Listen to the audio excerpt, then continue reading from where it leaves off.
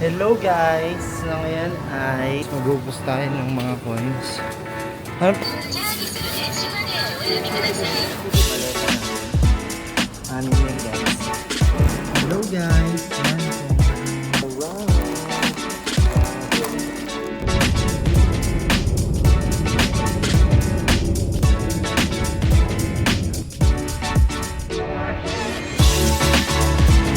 Brunei.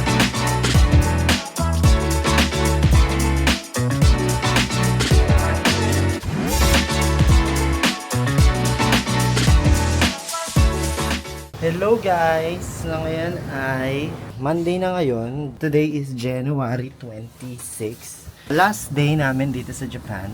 Actually, aalis na kami ng 12 p.m. It is 8 ng umaga, 8:23. Pupunta kami sa 7-Eleven. Magubos kami ng mga coins namin. Very ano lang. Sakto lang. So, let's go to 7-Eleven. Good morning. Yeah, today is Monday. Anong ano natin yan? Anong temp natin today? Pwede naman doon pala.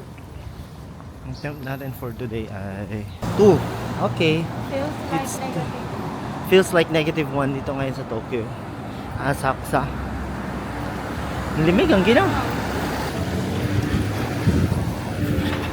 Okay, good morning Japan.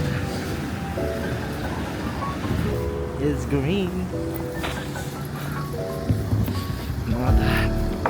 Before, nung kami dalawa lang ni Allison, nagano kami, from Ueno, sa Ueno kasi kami nagstay. Nagano lang kami, dito, Kesey, Skyliner. Ngayon kasi ngayon, may mga kasama kami, tsaka mas marami kaming bagahe ngayon. Parang ang hirap gawin yun. Wala namang magbubuhat, ako lang. Eh, ang bibigat nun. So parang we prompt na lang na mag-taxi. So nagkaroon kami ng impression na talagang mahal ang taxi. Mahal ang taxi pagka binubook. Ano yung head? Yan, mahal yung taxi pagka binubook. Pero pag yung mga nakatambay, mura. Diba? Let's go. Pasok pa. Money exchange. Meron ano, ito coin slot. So yun guys, magubos tayo ng mga coins. 2. Parang chili pepper.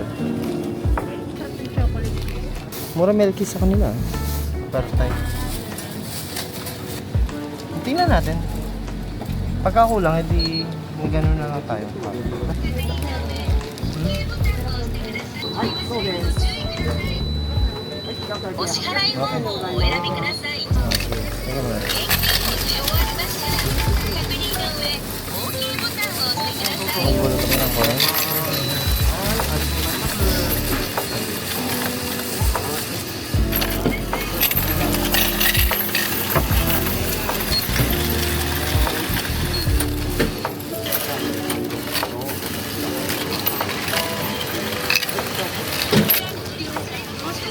Magulo pa daw. So yan, nakabili na kami dito sa kombini. Nag-ubos na kami ng mga barya namin. Dami namin nabili. Ito, barya lang lahat to. Tsaka to. Ayun, barya lang lahat yan guys. Dami namin nabili for dun sa mga barya-barya namin nagiging sukle. Actually, may cash pa ako soon.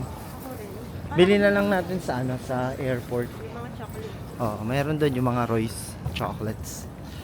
So guys, and after this, syempre, nakapag-leave kami ng isa pang araw para lang magpahinga. Kasi parang ang hirap na, kasi nasubukan namin yun, di ba? Yung parang pagkatapos ng bakasyon, tas salang agad kinagabihan. Ang hirap nun. Guys, talagang parang hindi namin nauulitin yun. Yun ngayon yung mga hindi ko nauulitin, yung magdo-work habang nasa travel.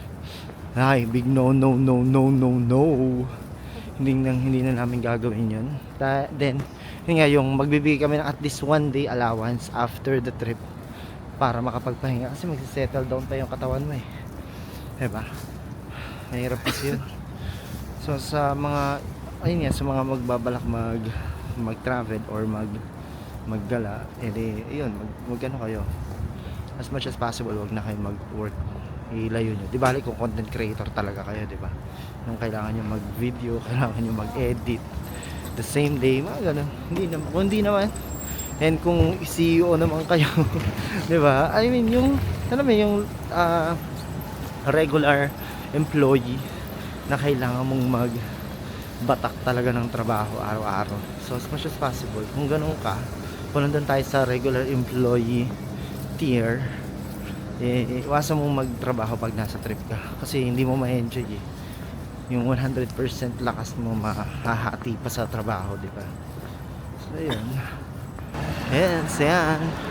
Hotel ng mga may pera na mag-couple. Sa Japan, ang dami naming pinanood. Ako dami kong pinanood para lang maaral ko siya. Ma-DIY namin lahat. As in lahat to DIY.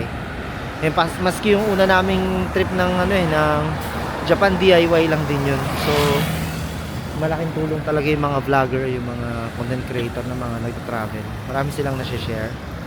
Kahit hindi mo pa napuntahan, nakita mo na sa video. So, magiging familiar ka kung saan yung puntahan, kaliwa, kanan. Then, yun nga, yung unang-una naming punta ng, tawag dito, ng airport. Ako hindi ko talaga alam. Dahil hindi naman ako nag-travel internationally talaga. First time namin. Then, dahil sa mga vlog, naiintindihan namin kung paano. Sa local, sa international, ano yung mga kailangan, ano kailangan bayaran, ano kailangan puntahan, ano kailangan isagot, anong kailangan intindihin, anong oras dapat nandun, anong oras dapat umalis. Lahat nandun na. Manonood ka na lang, aaralin mo na lang, i-jot down mo na lang. Ano oras na? 8:56. So 9 na, guys. Mag-check out na kami ng hotel ng by 10. Kasi yun yung check out time nila. Dito na yung mga maleta natin. 6 yan, guys. So, let's go. Bababa na natin ito isa-isa. Ayan, tara. Kasi gusto namin i-try. Yun lang. Let's try it. Kung anong lasa. Ito ay ang sarap. Grabe. Burger ba ba yan? Tapos ito yung kay Alison na. Ayan. Fried. Totoo yung nasa picture. Kung ano yung nasa picture, yun din yung makikita ko. Ano yung sa akin? Ayan. Sa akin yan. Alam mo yung sa akin? Dalawahan. Basta medyo something. Okay guys.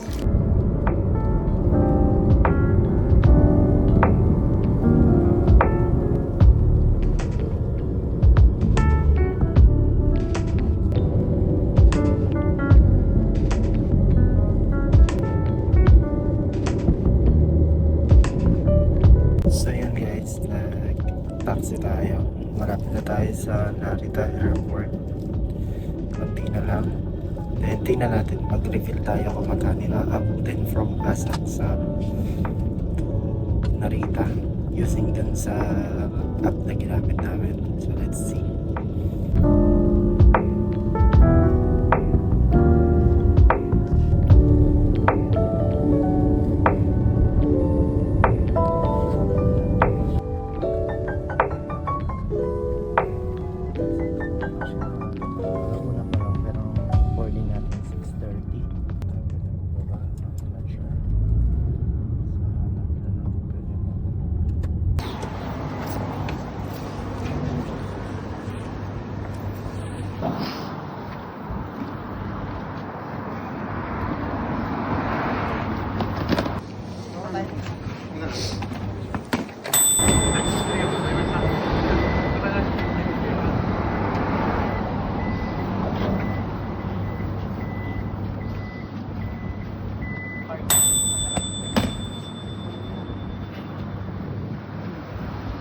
Sira yung ano ko. Ha? Bye Japan! Ari, bye Japan! Ayun na! Airplane! Yan po ano kayo ng tawag dito na pocket wifi, isasauli nyo na from Klook, tas Ninja, ito. Ayan. Madali lang siya ibalik, dito lang siya. Ayan guys, so papasok kayo dyan. Wala yan yung baggage. Lipat kayo rito. Tapos, ayun. Lakad lang kayo ng kaunti. Pasok kayo dito. Makikita nyo na yung Wi-Fi rental. Dito ang saulian, guys. Ayan, pwede kayo makipag-usap sa tao or pwede na lang kayo mag-return dito. Ayan. Okay, thank you. Ayan, dyan lang kayo magbabalik. Ayos na, okay na. Nandito na kami sa tag dito, Narita Airport Terminal 2. So hindi ako nakapag-video na ng using DJI. Nag-try lang ako magkaroon ng mga clip using yung cellphone ko lang. So ang ginawa namin, nagpunta na kami ng terminal, then naghintay kami dun sa gate, nagsauli ng packet wifi, and nandito, naghihintay na kami sa aming gate 91. Tapos nagubos lang kami ng mga laman namin sa Suica and yung mga remaining yens namin. And yan, nakabili naman kami mga Royce chocolates. Yan. And mostly Royce chocolates lang eh.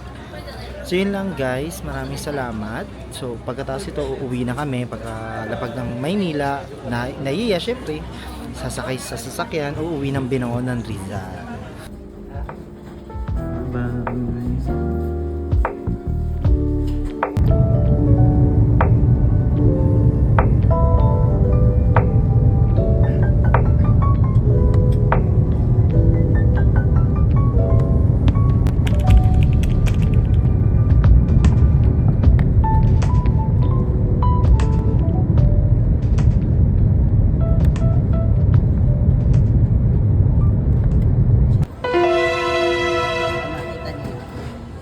Yan o, amazing.